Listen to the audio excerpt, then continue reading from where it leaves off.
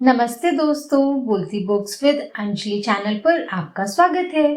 इस वीडियो में बाल महाभारत कथा भाग 2 देवव्रत पर सारांश पढ़ेंगे। सारांश यानी summary, important point. Devvrat. Ganga के तट पर खड़ी सुंदर युवती ने राजा शांतनु का मन मोह लिया था। विवाह प्रस्ताव पर युवती ने कुछ शर्तें रखी, जिन्हें राजा ने तुरंत मान लिया और वचन दिया कि पूर्ण रूप से पालन करेंगे।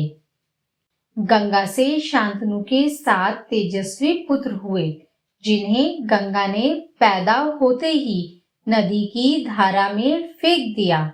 शांतनु कुछ कह नहीं सकते थे क्योंकि वचन दे चुके थे। 8वां बच्चा पैदा हुआ। गंगा उसे लेकर नदी की तरफ जाने लगी तब शांतनु बोले, नादान बच्चों को क्यों मार रही हो? यह तुम्हें शोभा नहीं देता है।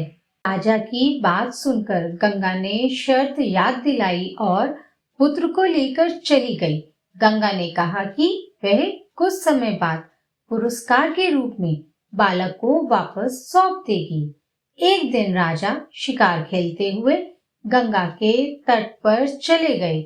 वहां एक सुंदर युवक ने गंगा की धारा को बाणों की बौछार से रोक दिया था। इतने में गंगा आ गई। गंगा ने युवक का परिचय कराया कि यह आपका और मेरा 8वां पुत्र देवव्रत है। ऋषि वशिष्ठ ने इसे शिक्षा दी है।